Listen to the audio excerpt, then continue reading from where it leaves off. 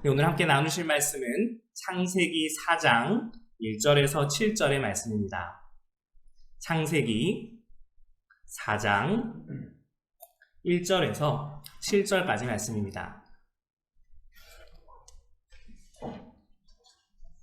맨 앞에 부분에 있는 성경이니까 아마 찾기 어렵지 않으실 것 같습니다. 창세기 4장 1절에서 7절까지 말씀입니다. 제가 봉독하겠습니다. 마지막 7절은 다 함께 읽겠습니다. 아담이 그의 아내 하와와 동침하매 하와가 임신하여 가인을 낳고 이르되 내가 여호와로 말미암아 득남하였다 아니라. 그가 또 가인의 아우 아벨을 낳았는데 아벨은 양치는 자였고 가인은 농사하는 자였더라. 세월이 지난 후에 가인은 땅의 소산으로 제물을 삼아 여호와께 드렸고 아벨은 자기도 양의 첫 새끼와 그 기름으로 드렸더니 여호와께서 아벨과 그의 제물은 받으셨으나 가인과 그의 제물은 받지 아니하신지라. 가인이 몹시 분하여 안색이 변하니 여호와께서 가인에게 이르시되 네가 분하여 함은 어찌 됨이며 안색이 변함은 어찌 됨이냐. 7절 다 함께 읽겠습니다. 내가 선을 행하면 어찌 낯을 들지 못하겠느냐. 선을 행하지 아니하면 죄가 문에 엎드려 있느니라. 죄가 너를 원하나 너는 죄를 다스릴지니라. 아멘. 자, 오늘 함께 나눌 말씀의 제목은요, 왜 하나님은 가인의 제사를 받지 않으셨을까입니다. 아마 다들 이것에 대한 대답은 잘 알고 계시겠지만 그 과정을 통해서 또 우리가 얻을 수 있는 은혜가 있기 때문에, 또 이것을 잘 모르는 분들도 혹여 우리 자녀들 가운데 계실 수 있기 때문에 한번 살펴보려고 합니다. 사실 이것의 결론은 매우 간단합니다. 요한 1서에서 이것을 알려주고 있기 때문입니다. 요한일서 3장 12절을 제가 읽어드리겠습니다. 가인같이 하지 말라. 그는 악한 자에게 속하여 그 아우를 죽였으니 어떤 이유로 죽였느냐? 자기의 행위는 악하고 그의 아우의 행위는 의로움이라. 아멘. 자, 가인이 어떤 결과입니까? 가인의 결과는 악한 자라는 결과이고 살인자라는 결과입니다. 그가 이렇게 된 것은 그의 행위가 악했기 때문입니다. 영어 성경에서는 이것을 복수형으로 표현해서 그의 행위들이라고 번역하는 것이 훨씬 더 매끄럽게 다가옵니다. 그래서 그는 단순하게 어떤 특정 한 행위만 악하게 한 것이 아니라 그의 행위들이 하나님 보시기에 참 많이, 참 자주 악한 사람이었습니다. 그래서 요한일서를 통해서, 이 신약 성경을 통해서 가인은 악한 자였다라는 사실을 우리는 알고 있지만 그 과정이 조금 미심쩍고 질문이 남는 부분들이 있습니다. 대표적인 것이 하나님께 가인이 드린 제사가 혹시 이 피 흘리는 제물이 없어서 그런 것은 아닐까라는 약간의 미심쩍음입니다. 이것을 살펴보는 과정이 좀 재미있습니다. 이것을 함께 살펴보려면 창세기 3장, 즉 가인이 태어나기 이전의 상황부터 해서 살펴보는 것이 필요합니다. 창세기 3장 15절은요, 원시복음이라고 해서 우리에게 최초의 복음, 즉 하나님께서 뱀을 심판하시면서 또 동시에 아담과 하와에게 희망이 있음을 이야기해주는 최초의 복음입니다. 그래서 내가 너로 여자와 원수가 되게 하고 내 후손도 여자의 후손과 원수가 되게 하리니 여자의 후손은 내 머리를 상하게 할 것이요 너는 그의 발꿈치를 상하게 할 것이라 라는 이 뱀을 향한 저주의 말씀이 오히려 옆에서 듣고 있던 아담과 하와에게는 희망과 복음으로서 다가오게 됩니다. 그래서 아담과 하와는요, 이 약속을 의지합니다. 하나님께서 여자의 후손을 보내주실 거야. 그런데 여러분, 여기서부터 아담과 하와의 입장에서 생각해 볼 필요가 있습니다. 아담과 하와가 세상에 맨 처음에 나왔을 때 아담과 하와의 엄마 아빠는 누구였습니까? 하와를 낳은 사람은 누구고 아담을 낳은 사람은 누굽니까? 성경을 잘 아시는 분이라면 이 말이 얼마나 모순된 말인지 잘 아실 겁니다. 아담과 하와는 하나님께서 흙에서 창조한 존재입니다. 엄마 뱃속에서 아기로 태어나 성장한 존재가 아니라 하나님께서 빚으신 존재입니다. 그래서 아담과 하와는 아마도 어린 시절을 겪지 않았을 가능성이 굉장히 큽니다. 하나님께서 준 그 사명을 에덴 동산에서 감당하면서 하나님께서 정해주신 그 배필로서 서로 결혼하며 가정이자 교회를 이루며 살아가게 됩니다. 하지만 에덴 동산에서 쫓겨나게 됐겠죠. 아담과 하와는 이 여자의 후손이라는 말에 여러 가지 생각에 휩싸였을 겁니다. 그런데 아담과 하와가 결혼하고 동침을 하게 됩니다. 그리고 하와가 임신을 합니다. 여러분 혹시 아이를 낳아보신 성도님들 계시겠지만은 다른 수많은 사람들이 아이를 낳았지만은 내가 아이를 낳게 된다면 그것만큼 두렵고 떨리고 걱정되는 일이 없을 겁니다. 그런데 최초의 임산부인 하와의 입장에서, 그리고 최초로 임신한 하와를 바라보는 그 남편 아담의 입장에서는 이것이 도대체 얼마나 두렵고 떨리는 일이었겠습니까? 그리고 이 여자에게서 한 아들이 태어납니다. 바로 여자의 후손입니다. 아담과 하와가 이 가인을 바라보면서 어떤 생각을 했을까요? 이 하와가 이렇게 외칩니다. 내가 여호와로 말미암아 등남하였다 라고 하고 있습니다. 그래서 가인의 이름이 가인이 된 것입니다. 등남하였다라는 이것은 소유라는 뜻을 가진 단어이기도 한데요. 그러다 보니까 하나님으로 말미암아 얻었다라고 해서 얻었다, 소유하게 됐다라는 이것이 바로 가인의 이름이 되었습니다. 그래서 히브리어로 가인이 바로 그런 뜻을 가지고 있습니다. 가인의 이름은요, 그래서 하나님으로부터 얻은 사람입니다. 아담과 하와가 가인이 맨 처음 태어났을 때 얼마나 기뻤는지 이 성경을 통해서 미루어 짐작할 수 있습니다. 그런데 우리는 이 이야기의 결론을 이미 알고 있으니 가인이 악한 자다라는 사실을 알고 있기는 하지만 아담과 하와의 입장에서는 아직은 그렇지 않았습니다. 자, 어쨌든 가인은 제쳐놓고요. 그 다음에 가인 다음에 태어난 믿음의 조상, 최초의 순교자 아벨은 그러면 이름의 뜻이 무엇이었을까요? 한번 상상의 나래를 펼쳐보시기 바랍니다.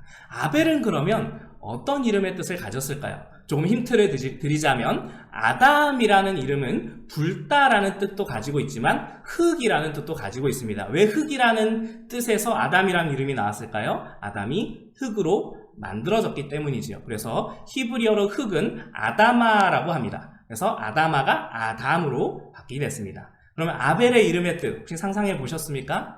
이것을 바로 가르쳐 드리면 재미가 없으니까 이 아벨의 이름이 성경 한 구절에 5번 정도 나오는 아주 유명한 성경 구절이 하나 있습니다. 제가 보여드리겠습니다. 자, 이 모양을 잘 보시겠어요? 자, 빨간색으로 제가 히브리어 표시를 해놨는데요. 전도서 1장 2절입니다. 전도자가 이르되 헛되고 헛되며 헛되고 헛되니 모든 것이 헛되도다. 저렇게 빨간색으로 5번 표시된, 그리고 한국어로도 5번 등장한 단어 헛되다라는 단어입니다. 저 모양을 잘 보시고 다시 창세기 4장 2절의 히브리어 본문을 보시기 바랍니다. 제가 아벨이라는 이름의 히브리어 모양에 또 빨간색을 쳐놨습니다. 이것을 헤벨이라고 하는데 헛되다라는 뜻을 가지고 있습니다. 헛되다, 의미 없다, 하찮다라는 뜻을 아벨의 이름은 가지고 있습니다. 그래서 가인의 이름의 뜻은 하나님으로부터 얻은 사람이지만 아벨의 이름의 뜻은 헛되다, 하찮다라는 뜻을 가지고 있습니다. 우리가 알고 있는 믿음의 조상, 최초의 순교자의 아벨의 이름에는 전혀 어울리지 않는 의미입니다. 자, 왜 이런 이름이 나타났을까요? 아마도 여기선 우리가 조금 상상력을 발휘해 봐야 되겠지만 아담과 하와 입장에서는 혼란스러웠을 가능성이 있습니다. 왜냐하면 아담과 하와는 도대체 이 복음이, 우리에게 주어진 이 약속이 언제 어떤 식으로 어떻게 성취될지를 아직 계시가 완성되지 않았기 때문에, 우리처럼 모든 완성된 성경 말씀을, 기록된 성경 말씀을 받지 않았기 때문에 다 모르고 가리어진 부분이 있습니다. 그래서 여자의 후손이라는 이 말 하나만 가지고 가인에게 어마어마한 기대를 쏟아붓고 있었을지도 모릅니다. 그런데 한 아이가 더 태어났으니 어쩌면 아담과 하와는 하나님께 이렇게 말했을 수도 있습니다. 하나님, 가인 하나면 충분하지 않습니까? 가인을 통해서 우리를 회복하시고 우리를 에덴 동산에 다시 들어가게 하시고 죄의 문제를 해결하고 그렇게 하나님 나라 다시 회복하면 안 됩니까? 둘째는 도대체 웬 말이란 말입니까? 하나면 되지 않을까요? 이런 마음이 아담과 하와에게 있었을 수도 있습니다. 어쨌든 여기까지는 성경에 나타나지 않은 부분이니 상상으로 넘어가게 됩니다. 그런데 여기에서 한 가지 더 여기에 신빙성을 더하는 부분이 있는데요. 창세기 4장 2절에 보면 가인의 직업은 농사하는 자다라고 되어 있습니다. 그런데 아벨의 직업은 무엇일까요? 양치는 사람입니다. 자, 그렇다면 아담은 뭐 하는 사람이었을까요? 창세기 3장 23절에 하나님께서 아담이 땅을 가는 사람이 되게 만드셨습니다. 여기서 뭐 농사하는 자와 땅을 갈게 하다, 뭐 한국어로 보자면 의미는 비슷하지만 뭐 단어로는 조금 전혀 다른 표현으로 되어 있지요. 하지만 히브리어로 보게 되면은 똑같은 단어 아바드 아다마라는 단어가 같이 등장하고 있습니다. 즉 땅을 경작하는 사람, 땅을 섬기는 사람, 땅에서 일하는 사람, 흙에서 일을 하는 사람이라고 같이 등장을 하고 있습니다. 무슨 말일까요? 아담이 가인을 데리고 함께 농사를 했습니다. 아벨은 이때 아담과 가인이 농사를 할 때 양을 치며 따로 떨어져 있었던 존재입니다. 즉 아담은요, 가인이 하나님께서 보내주신 여자의 후손이라고, 낙원으로 되돌아갈 수 있는, 에덴으로 되돌아갈 수 있는 하나님의 어떤 보내주신 중요한 언약의 후손이라고 생각하고 있었을지 모릅니다. 자, 넘어가 보겠습니다. 자, 이 이야기를 여기까지 잘 염두에 두시고요. 드디어 오늘 본문에서 다루는 아주 중요한 제사를 드리는 장면입니다. 자, 가인은 자신이 농사 짓는 사람이었기 때문에 땅의 소산으로 하나님께 드렸습니다. 아벨은 어떻게 했습니까? 그 사람은 양을 치는 사람이었기 때문에 양의 첫 새끼와 그 기름으로 하나님께 드렸습니다. 자, 여기서 질문을 한 번 더 제가 던지고 넘어가도록 하겠습니다. 자, 여기서 어떤 제물을 드렸는지가 중요할까요? 안 중요할까요? 자, 중요하다고 생각하시는 분도 계시고 안 중요하다고 생각하시는 분도 계시지요. 자, 요것에 대해서 제가 바로 설명을 드리기 전에 또 요 배경을 한번 살펴보셔야 되는데요. 자, 제사법은 출애굽기와 레위기 그리고 민수기에 기록이 되어 있습니다. 그런데 창세기, 출애굽기, 레위기, 민수기, 신명기는 모두 누가 적었을까요? 모세가 적었습니다. 그래서 모세 오경이라고 부릅니다. 그래서 창세기에 등장하는 이야기가 하나님께서 세상을 창조하신 때의 이야기부터 쭉 기록이 돼 있지만 이 성경을 받아서 맨 처음 읽는 사람들은 누구겠습니까? 광야에 있는 출애굽 세대가 먼저 받아 있습니다. 이 사람들은 창세기, 출애굽기, 레위기를 받아서 읽었고요. 민수기, 신명기도 출애굽기 2세대와 그 후손들이 계속해서 받아 읽게 됩니다. 즉 모세가 맨 처음 이 성경을 기록하며 누가 읽는 것을 염두에 뒀겠습니까? 바로 광야에서 함께 생활하고 있는 이스라엘 백성들을 염두에 두고 기록했습니다. 그런데 출애굽기, 레위기, 민수기에 가장 많이 흩어져서 기록된 것 중에 하나가 하나님 앞에 어떻게 제사를 드릴 것인가 라는 제사법에 관한 문제입니다. 그런데 만약에 창세기에서 제사법에 대해서 가인과 아벨이 이상하게 하고 있는 모습을 모세가 설명한다면 어쩌면 이스라엘 백성들은 모세에게 이런 질문들을 할지도 모릅니다. 지금 우리한테 이렇게 제사하라고 주셨는데 아벨은 왜 이렇게 제사했고 가인은 왜 이렇게 제사했습니까? 왜 우리랑 한 거랑 다르지? 혹시 우리가 드리는 이 제사가 아무런 전통이 없는 것, 갑자기 딱 하고 등장한 것 아닙니까? 라는 다양한 질문들을 충분히 할 수 있습니다. 모세는 이 창세기의 제사도 출애굽 사람들이 읽을 것을 염두에 두고 그 내용을 함께 담아두고 있었습니다. 무슨 말입니까? 이 사람들이 하나님 앞에 예배하고 제사하는 것을 가르치면서 의도적으로 아벨이 어떤 것을 드렸는지 그리고 가인이 어떤 것을 드렸는지를 알려주고 있습니다. 그런데 문제는 가인이 드린 제사가 잘못된 제사는 아니라는 점입니다.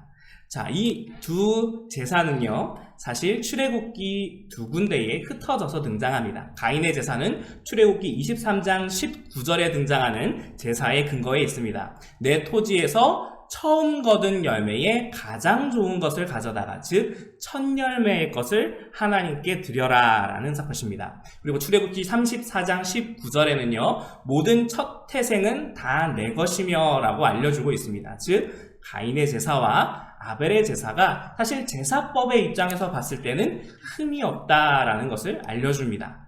그런데 도대체 모세는 이 두 사람의 제사를 굳이 어떤 걸 드렸는지 꼼꼼하게 설명한 이유가 뭘까요? 이것을 통해서 알려주려고 하는 게 있기 때문입니다. 자, 여기서 3절에 세월이 지난 후에 라고 되어 있는데 이거 같은 경우에는 어떤 한 시즌이 끝나고 이제 새로 시작하려는 즈음, 즉 무언가를 하나님 앞에 새로 시작하면서 첫 감사의 예물을 드리기에 합당한 시기가 되었음을 알리는 그런 히브리어의 문법이기도 합니다. 그래서 가인이 땅의 소산을 드렸는데 아마도 이것은 땅의 소상의 첫 것을 드렸는 것으로 보입니다. 그런데 4절의 아벨도 자기도 양의 첫 새끼와 그 기름으로 드렸다라고 되어 있습니다. 그런데 양의 첫 새끼만 드렸다, 이게 표현이 조금 죄송합니다. 첫 새끼만 드렸다라고 해도 되는데 그 기름까지라고 하면서 굉장히 모세가 구체적으로 기록한 걸 볼 수 있습니다. 그런데요, 여기서요, 그 기름이라는 것은요, 살쪘다라는 표현이기도 하고요, 민수기의 다른 본문에서는 아름다운 것이라고 번역이 되기도 합니다. 즉, 아벨이 하나님께 드릴 때에 정해진 형식대로 예물을 드릴 뿐만 아니라 하나님 앞에 가장 소중하고 귀한 것을 드리려는 마음을 썼다라는 것이 4절에선 드러납니다. 근데 여러분 3절을 보십시오. 가인이 땅의 소산으로 드리는데 그런 부분이 드러날까요? 안 드러날까요? 안 드러나고 있습니다. 자, 다시 이것의 근거가 되는 출애굽기 23장 19절을 보십시오. 뭐가 있습니까? 처음 거둔 열매에 가장 좋은 것이 있습니다. 그런데 이것을요, 모세가 여기에 적어주면 참 좋겠지만 누락을 시켰습니다. 어떤 의도가 있는 것처럼 보이죠? 그래서 우리가 여기서 찜찜함을 느끼는 겁니다. 가인이 제사, 곡식 제사 드릴 수는 있는데 뭐가 이상한데? 즉, 가인은요, 여기에서 하나님 앞에 제사는 드렸지만 예배의 형식은 갖추고 있었지만 그 예배에 마음이 없었습니다. 하나님 앞에 종교적 행위는 있었고 종교적 열심은 있었지만 그가 진정으로 예배는 드리지 않았습니다. 그리고 그 사람이 하나님 앞에 예배드리며 나아갈 때에 그는 자신의 죄의 문제를 전혀 해결하지 않고 행위가 악한 그대로, 그리고 이 행위와 종교적 상황이 전혀 아무런 관련 없이, 오늘날로 치자면 하나님 앞에 예배도 드리고 헌금도 드리지만 세상에 나가서 온갖 악한 짓은 그대로 다 하다가 다시 주일날 교회로 와서 아무렇지도 않게 회개 없이 뉘우침 없이 예배를 드리는 바로 그 모습을 가인이 보여주고 있습니다. 그렇다면 이런 죄를 지은 사람들, 악한 사람들은 하나님 앞에 나와 예배를 못 드리는 걸까요? 아니요. 그렇지 않습니다. 하나님께서는 죄인들을 찾아오셨으며 죄인들을 부르셨습니다. 죄인인 우리가 하나님 앞에 나와 예배할 때 필요한 것은요, 아벨이 알려주고 있습니다. 히브리서 11장 믿음장에서는 바로 이 아벨의 믿음에 대해 알려주고 있습니다. 아벨은 무엇으로 예배를 드렸습니까? 믿음으로 예배를 드렸습니다. 그래서 가인보다 더 나은 제사를 하나님께 드렸습니다. 반대로 말하면 무엇이 됩니까? 가인은 예배의 형식은 가지고 있었고 제사의 형식은 가지고 있었으며 종교적 행위는 배운 그대로 따라갔지만 그 안에는 무엇이 없었을까요? 믿음이 없었습니다. 그는 하나님이 어떤 분이신지 아담과 함께 있으며 배웠지만 그는 믿음이 없는 사람이었습니다. 이 가인과 아벨의 이야기를 훨씬 더 잘 이해할 수 있는 비유를 예수님이 하나 해주셨습니다. 아마 이 말씀을 보시면 가인이 어떤 사람인지, 아벨이 어떤 마음으로 예배에 나아갔는지를 우리가 알 수 있을 것 같습니다. 누가복음 18장의 말씀입니다. 누가복음 18장 9절에서 14절까지의 말씀입니다. 우리 교독하도록 하겠습니다. 또 자기를 의롭다고 믿고 다른 사람을 멸시하는 자들에게 이 비유로 말씀하시되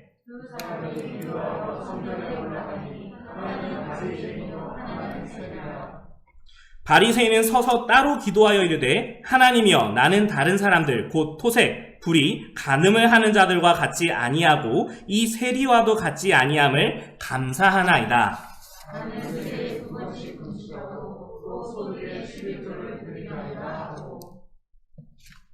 세리는 멀리 서서 감히 눈을 들어 하늘을 쳐다보지도 못하고 다만 가슴을 치며 이르되 하나님이여 불쌍히 여기소서 나는 죄인이로소이다 하였느니라. 14절 다 함께 읽겠습니다. 내가 너희에게 이르노니 이에 저 바리새인이 아니고 이 사람이 의롭다 하심을 받고 그의 집으로 내려갔느니라. 무릇 자기를 높이는 자는 낮아지고 자기를 낮추는 자는 높아지리라 하시니라. 아멘. 여러분, 우리는 예배 자리에 나올 때 어떻게 나와야 됩니까? 나는 죄인입니다 라는 태도로 나와야 됩니다. 하지만 가인은 마치 바리새인처럼 나는 아무 문제도 없으며 나는 아무 잘못도 하지 않았으며 나는 아무 죄도 없는 사람입니다 라고 얘기하면서 끊임없이 남을 탓하며 그 죄의 원인을 다른 사람에게서 찾습니다. 하나님께서는 그 죄인들을 부르시면서 죄를 자복하며 나오는 그 사람들을 의인이라고 여겨주시며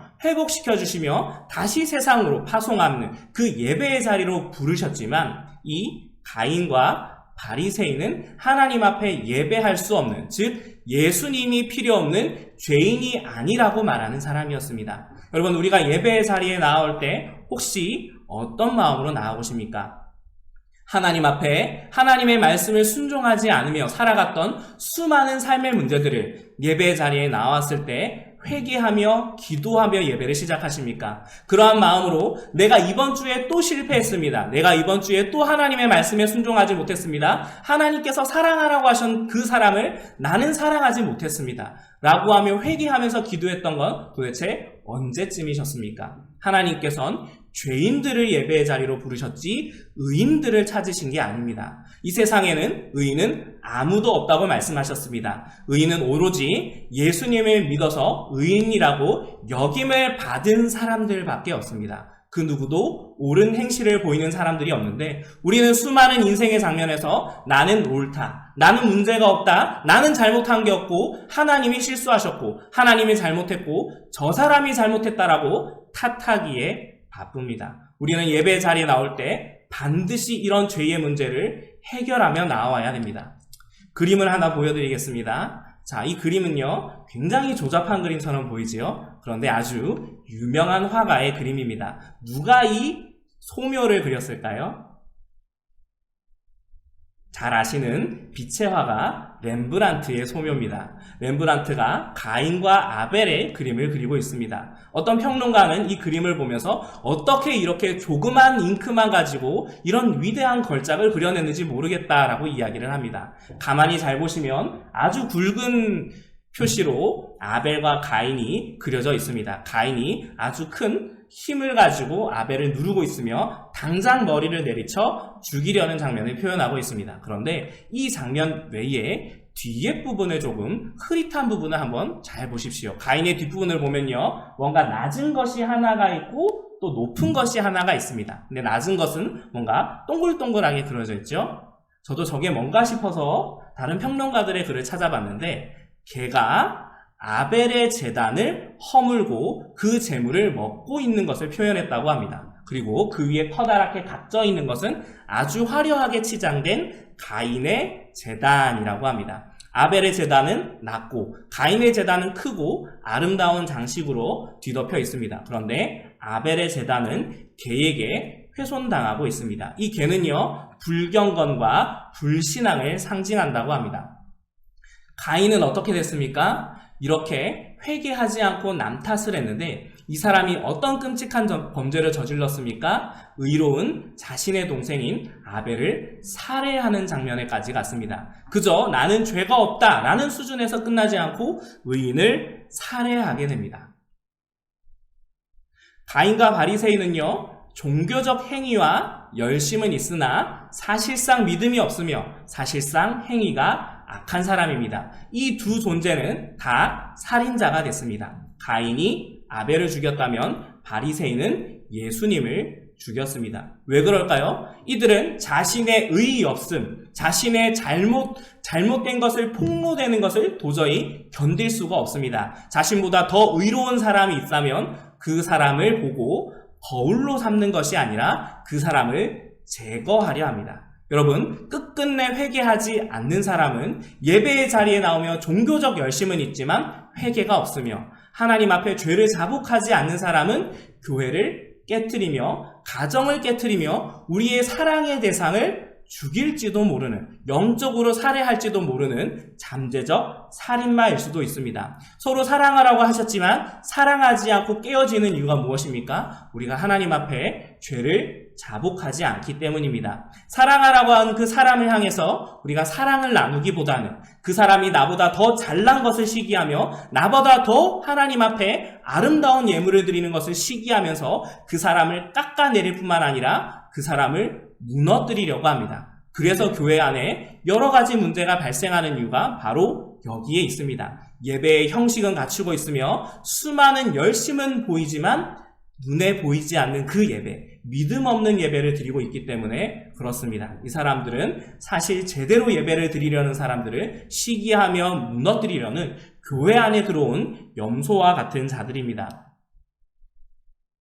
자, 다시 우리 본문으로 돌아가 보겠습니다. 가인에게 하나님께서 찾아오십니다. 하나님께서 가인에게 찾아오셔서 자신의 예배를 받지 않은 하나님께 분해 있는 가인에게 찾아오셔서 이렇게 말씀하십니다. 네가 분하여 함은 어찌 됨이며 안색이 변함은 어찌 됨이냐. 내가 선을 행하면 어찌 낯을 들지 못하겠느냐. 선을 행하지 아니하면 죄가 문에 엎드려 있느니라. 죄가 너를 원하나 너는 죄를 다스릴지니라. 여러분, 이것을 이렇게 찾아온 하나님에게 가인은 어떻게 행동했습니까?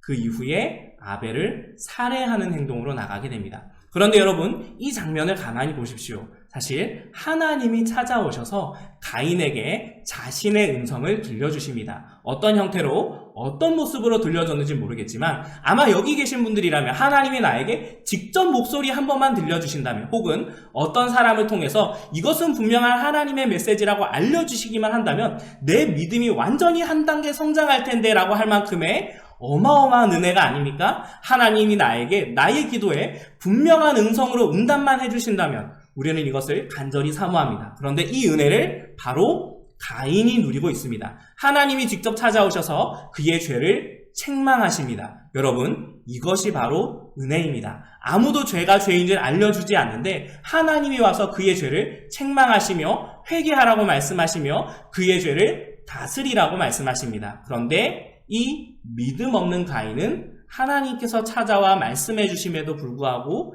은혜가 은혜인 줄 모르는 또 무시무시한 죄를 범하게 됩니다. 하나님께서는 오늘도 우리에게 수많은 하나님의 사랑하는 사람들을 통해 우리에게 찾아오시며 또한 말씀하시며 하나님의 선하신 일을 이루어 가십니다. 부지 중에 천사를 대접할지도 모른다고 말씀하신 그 예수님의 말씀을 기억하시기 바랍니다. 우리가 오늘 만나는 이 사람들이 하나님께서 오늘 하나님의 섭리 가운데 만나게 한 사람입니다. 그런데 우리가 그 사람에게 하는 어떤 이야기들을 한번 생각해 보시고 어떤 표정들을 생각해 보십시오. 우리가 하나님의 은혜를 나누고 있는지, 혹은 이 사람이 하는 이 거친 이야기를 통해 하나님이 나에게 어떤 견책의 메시지를 주고 있을 수도 있습니다. 그런데 우리는 그것을 사람의 말로 들으며 우리는 그것을 그냥 넘깁니다. 심지어는 강단에서 선포되는 하나님의 말씀조차도 하나님의 말씀으로 듣지 않고 나의 삶에 적용하지 않고 넘어가기도 합니다.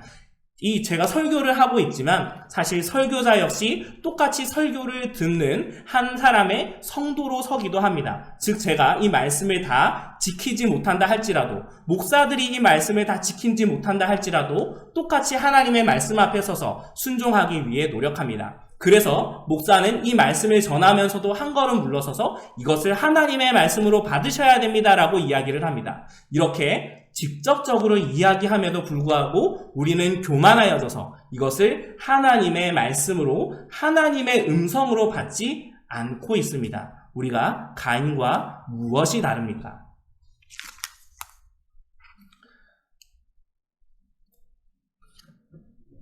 이 가인은 맨 마지막에 하나님께 이렇게 말합니다.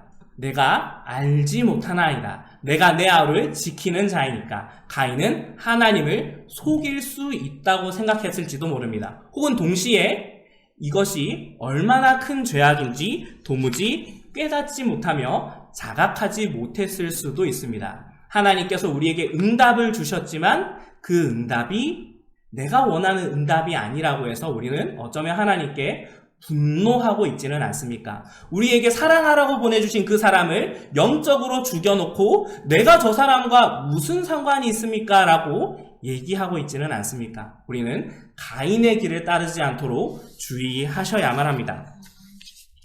이제 말씀을 맺겠습니다. 종교적 행위에 대한 열심이 곧 믿음은 아닙니다. 그러나 우리는 이것을 종종 같은 것이다 라고 착각합니다. 종교적 행위에 대한 열심은 그 기준이 하나님께 있는 것이 아니라 나에게 있습니다. 그래서 내가 무엇을 했다, 내가 어떤 것을 드렸다, 내가 어떤 것을 봉사했다, 내가 얼마만큼 헌신했다라는 것들을 쏟아냅니다. 하지만 이 기준이 하나님께 있는 사람들은 그 모든 것들을 잊어버리고 이것만을 찾습니다. 하나님은 어떤 분이실까? 하나님의 선하심이 어떻게 나타날까? 하나님이 우리를 어떻게 사랑하실까? 하나님이 오늘 죄인들을 부르셔서 어떻게 회복하실까? 하나님의 전능하심이 우리의 인생 가운데 어떻게 드러날까? 하나님의 긍휼하심이 나에게 어떻게 위로를 줄까? 모든 기준이 하나님께 가 있습니다. 여러분, 질문을 드리겠습니다. 여러분은 종교 행위자입니까? 아니면 참된 예배자이십니까?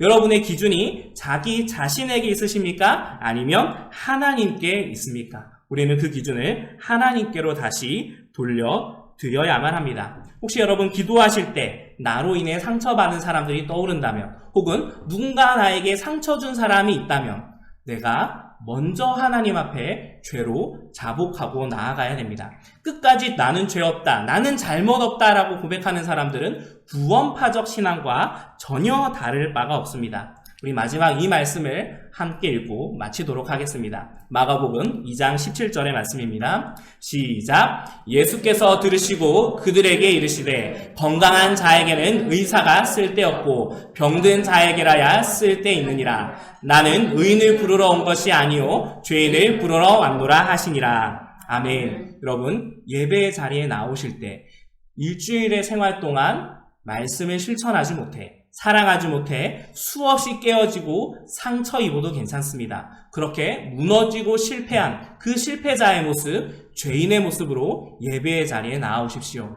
그 죄인들의 신음을 이 예배의 자리를 통해 회복시켜 주실 것입니다. 예수님께서는 그런 하나님의 언약 백성들을 부르시고 그 실패한 자들에게 다시 은혜를 베푸시며 의인이라 불러주시며 내가 너희와 함께 하겠다라고 하며 예배를 마치며 다시 우리를 세상으로 파송하십니다. 비록 우리가 또 죄 가운데 넘어지고 또 실패하며 또 넘어지고 또 사랑하지 못해 또 상처 입힌다 할지라도 괜찮습니다. 하나님께서는 일주일이라는 이 사이클을 만들어주시고 다시 주의 거룩한 날에 우리를 예배의 자리로 부르고 계시기 때문입니다. 그러니 여러분, 예배가 시작될 때에 하나님께서 예배의 자리로 여러분을 부르실 때 하나님 언약하신 대로 죄인이 이 자리에 왔으니, 예수님께서 말씀하신 대로 죄인이 이 자리에 왔으니 이 죄인의 예배 받아주시고 고쳐주시오라는 그 믿음으로 그 전능하시고 선하신 하나님을 의지하며 예배하는 자들 되시길 간절히 소망합니다.